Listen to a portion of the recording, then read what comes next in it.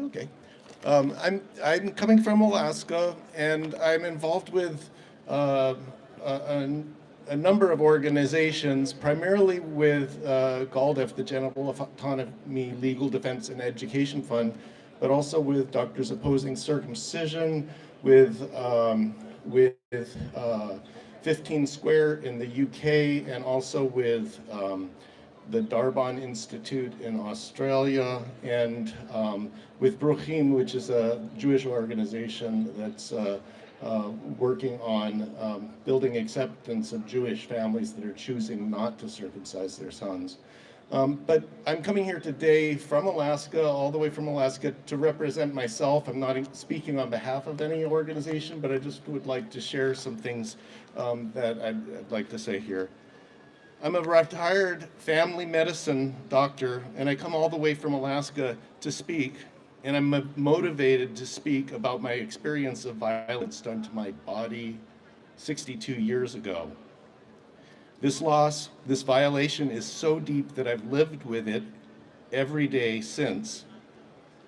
Every day since I've discovered what was done to me at the age of 13. The fact that I can speak here today is only because I was lucky enough to find an empathetic therapist that believed me. And later, to the support of online support, peer support groups that one of which I co-facilitate with 15 Square online. The societal forces telling me not to speak are powerful and pervasive. And it's only with communal support that I'm able to overcome those forces here to speak today. And to those community forums, I'm very grateful, and to therapists that are trauma aware on this issue. Now, I'm going to just go into a little bit of a dark scenario here. Imagine yourself being taken away, strapped to a board, your screams ignored, then having the most sensitive part of your genitals cut away without any anesthetic. When we think of this happening to an adult, it's horrific. But that's exactly what happened to me 62 years ago as an infant. Because my screams were in another room, unseen, we all want to pretend that it didn't happen. But it did happen. Anesthetic is still only an optional part of the procedure in the United States and many places. Now imagine that same situation as an adult, but this time those assaulting you are using an injectable anesthetic so that you won't feel the cut part of your genitals as they cut it away.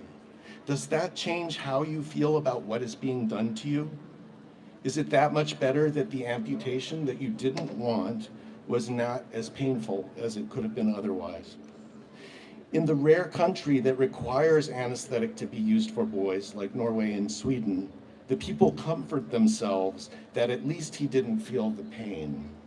Yet the violation of an unconsented amputation still happened. Non-consensual amputation is clearly something we would find horrific if it was done to an adult or to a girl child, but for a boy child, there's no outrage. Now think, why is this violation allowable when it is done to a boy child who has not consented, but horrific when done to an adult? And why is there a difference if the child is born with a penis and not with a vulva? Why do we condition the right to have one's body protected entirely based on the shape of the genitals at birth? Why do we not see these protections based entirely on one's sex as an extreme form of sexism? Why is the right to our body conditional on our sex and our age? And personally ask, why is it only people that look like me that are still not protected? As a society, we have elevated social concern for the plight of girls being subjected to genital cutting and call this a form of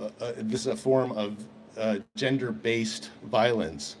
But this requires us to completely ignore that this same violence is being perpetrated against the girls' brothers. It is a fact that all cultures that cut girls also cut boys, and the boys are cut in much larger numbers around the world. It, is it that boys do not have a gender that counts, or is it because they are male, we can't consider what happens to them to be violence? Boys have no legal protection from this violence to their bodies anywhere on this earth, based on an assumption of male invulnerability. And it's shared as much by those advocating for the exclusivity of protecting girls as it is those trying to maintain patriarchal systems. We project this idea of male invulnerability onto those born with penises, and as a result, we can't see them as victims of violence, of non-voluntary genital cutting, even as they are every bit as vulnerable as girl children.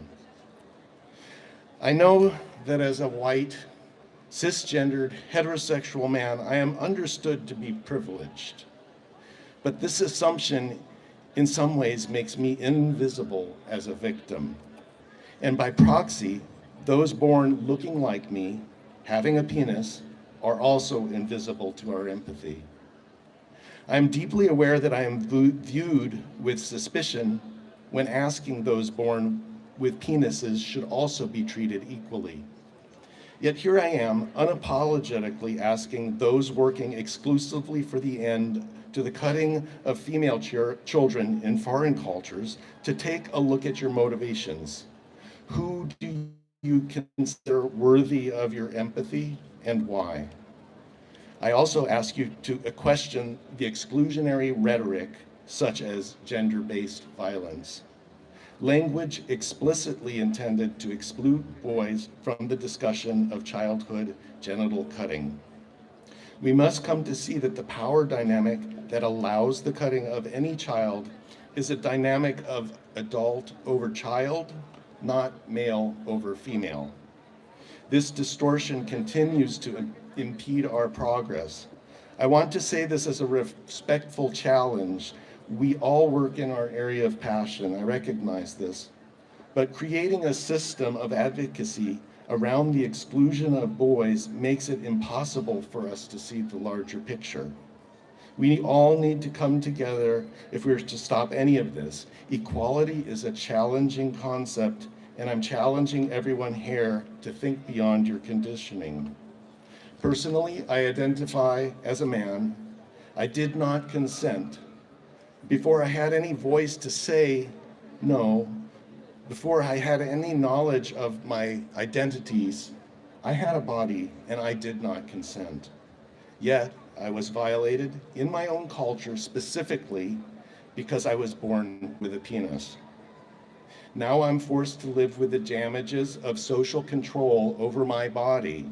As I reflect on the exclusion of boys, I must question what my place in our society is. When this grave violation I experience is completely ignored because of my gender. No, I cannot see myself as a full member of our society as long as the laws of every country on this earth exclude me from the basic protections of my body because of who I am. I see myself as a human being, but I'm not considered entitled to the rights of being human under any legal system. For that, I feel unwelcome and I do not belong. 62 years ago, my screams were ignored when they cut into my penis without anesthetic.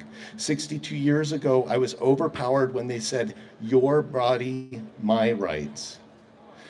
If you are born with a penis, this is not a thing of the past. Parents, doctors, governments, social institutions still proclaim to those born with a penis, "Your body, my choice." Boys continue to be left without a voice, and their screams continue to go unheard right here, right now. I'm here today as an adult, 62 years after being violated, to say no. It was my body, my choice, and no one else's. I'm here today to speak for the boys whose screams are still being ignored by the German government and by governments throughout Europe and in England and throughout the USA and the Americas and throughout Africa and the Middle East.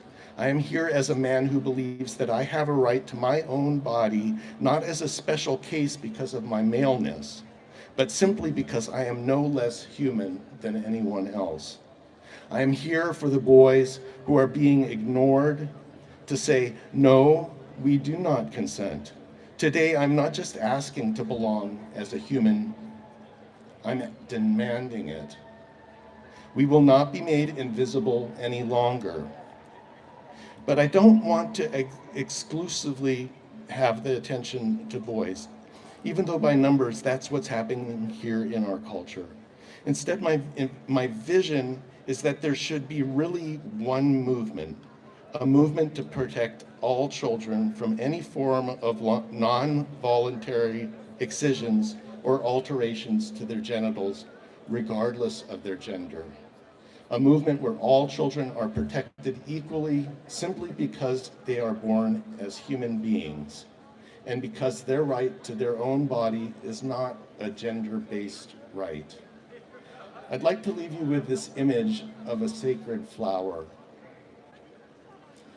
Every child is born with a beautiful, unique, private flower of their own. This flower has the potential to bloom into joy, into pleasure, into connection. This flower can give a sense of identity, belonging, and well-being. Almost magically, this flower can be where a new life is created and where a new life is brought into the world. This flower is not shameful. It is not trivial. This flower is sacred. A child's sacred flower is theirs alone. They may later choose to share it with whomever they please, or they may choose not to share it. They may choose to change it or keep it as it is. They may choose to decorate it however they want, or let it shine in its own beauty. They can do these things when they are ready, by their own choice and by their own consent. Every child, every human has a birthright to consent, to be able to say, my body, my choice. It doesn't matter if the shape of the flower is a penis, a vulva, or something more rare and special. What truly matters is that it's the child's private and sacred flower, and not anyone else's. Our duty, everyone's duty, is to protect all children, regardless of what their sacred flower looks like. We must protect them from anyone else claiming the sacred flower as their own. We need to protect them from those that would violate what isn't theirs. We are all human beings together, men, women, and persons with variations of sexual characteristics. We are all humans, and we really must go beyond the statement, my body, my choice. This is not far enough. What this is really about is all of us coming together, both men and women, but also the gender diverse and peoples with genital variation.